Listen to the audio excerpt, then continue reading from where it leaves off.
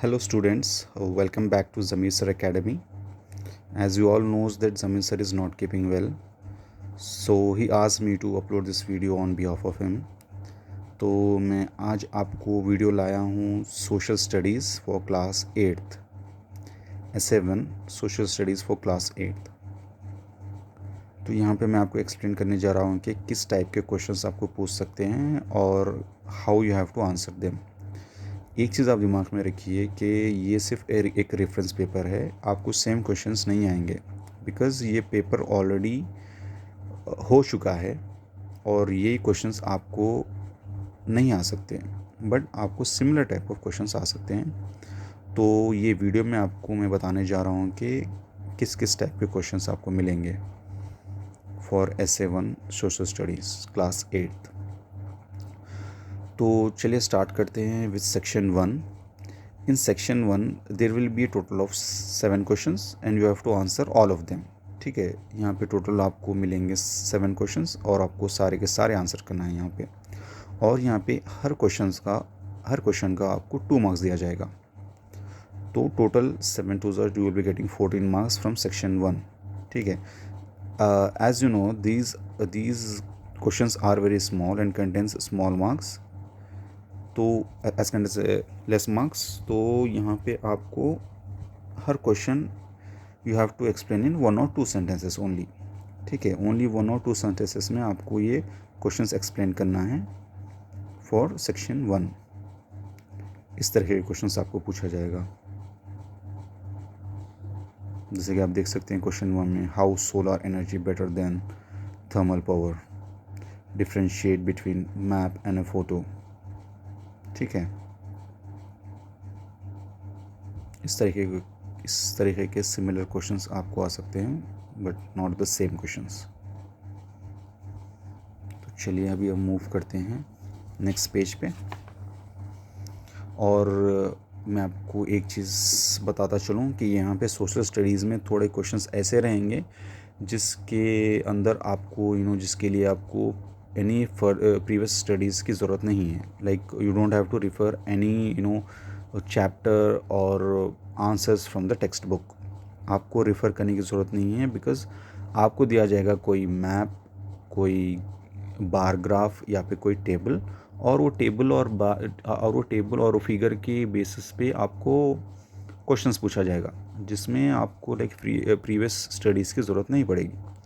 तो उसी के तरीके से आप यहाँ पे देख सकते हैं कि सेक्शन फर्स्ट के क्वेश्चन नंबर 6 और 7 ये ग्राफ के बेसिस पे है। आपको ये ग्राफ लाइक अच्छे से रीड करना है पहले, और यहाँ पे आपको ईज़िली आप यहाँ पे देख सकते हैं कि जो डार्क स्पॉट्स है वहाँ पे वो ऑलरेडी इंडिकेट किया है कि यहाँ पे आप देख सकते हैं वो इंडिकेट किया है कि it is having like high rainfall. ठीक है, हाई रेनफॉल है यहाँ पे।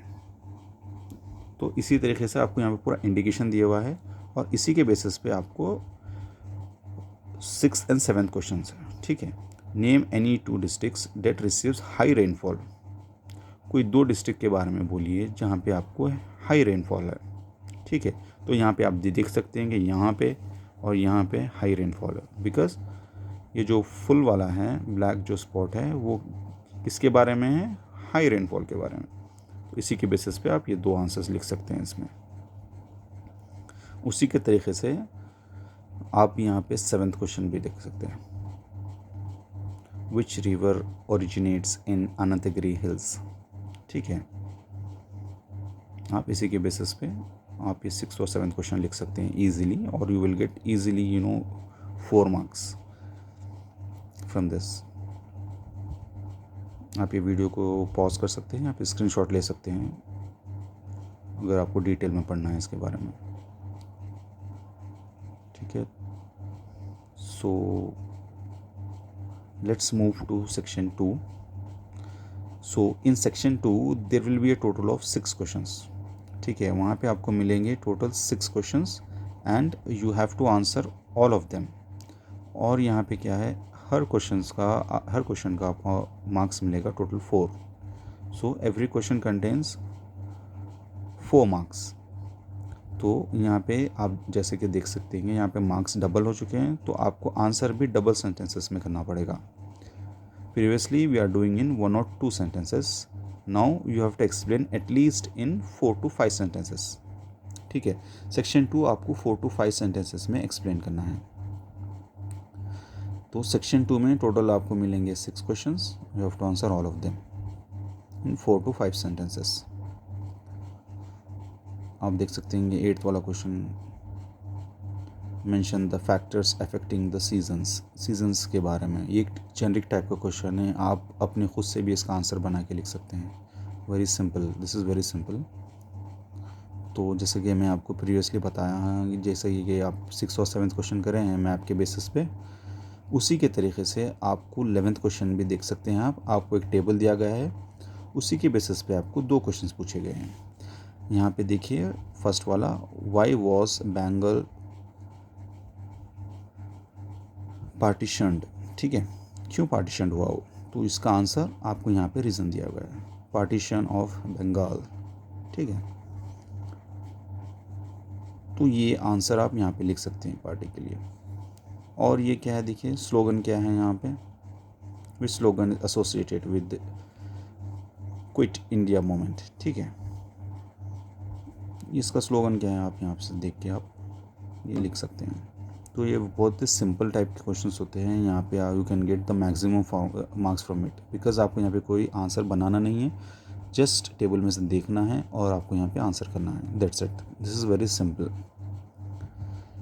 तो ये हो गया सेक्शन 2 का क्वेश्चन नंबर 11. तो इस तरीके के सिमिलर क्वेश्चन आपको आ सकते हैं, बट कीप इन माइंड ये सेम क्वेश्चन आपको नहीं आएगा, बिकॉज ये पेपर ऑलरेडी हो चुका है. आप ये क्वेश्चंस को अच्छे से देख लीजिए किस टाइप के क्वेश्चंस पूछ रहे हैं. तो चलिए अभी हम मूव करेंगे नेक्स्ट पेज की तरफ. यहाँ पे भी आप देखिए 13th क्वेश्चन में फिर से आपको एक टेबल दिया गया है और उसी के बेसिस पे आपको 2 क्वेश्चंस पूछे गए हैं, question number A, question number B.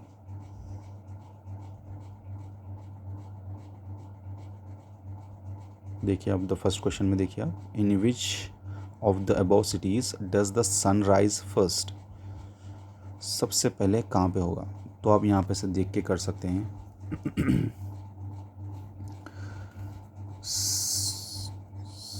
6:02 6:02 पे निकलेगा ये 2 सिटीज़ में.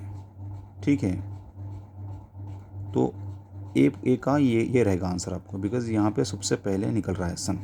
ठीक है, और यहाँ पे देखिए how long is the day time in Hyderabad. Day time कितना है यहाँ हैदराबाद के, तो आप यहाँ पे जाके यहाँ पे आप इस बेसिस पे एक दिन का टाइम कितना है आप यहाँ पे कैलकुलेट करके बोल सकते हैं. डे स्टार्ट हो रहा है 6:49 AM को. ठीक है, और डे एंड हो रहा है 5:58 PM. इस बेसिस पे आप आवर्स कैलकुलेट करके यहाँ पे आप दे सकते हैं कि हैदराबाद में कितना बड़ा रहेगा दिन. ठीक है, तो ये हो गया आपका सेक्शन 2. यहाँ पे सेक्शन 2 ख़त्म हो चुका है. अब you will move to the next section whether it is section 3. Section 3 में आपको 4 क्वेश्चंस, सारे के सारे क्वेश्चंस अटेम्प्ट करना है. आपको सारे के सारे क्वेश्चंस अटेम्प्ट करना पड़ेगा. एंड आपको सेक्शन 3 में एक एडवांटेज ये है कि आपको टोटल 8 क्वेश्चन दिया जाएगा, जिसमें से आपको 4 करना पड़ेगा.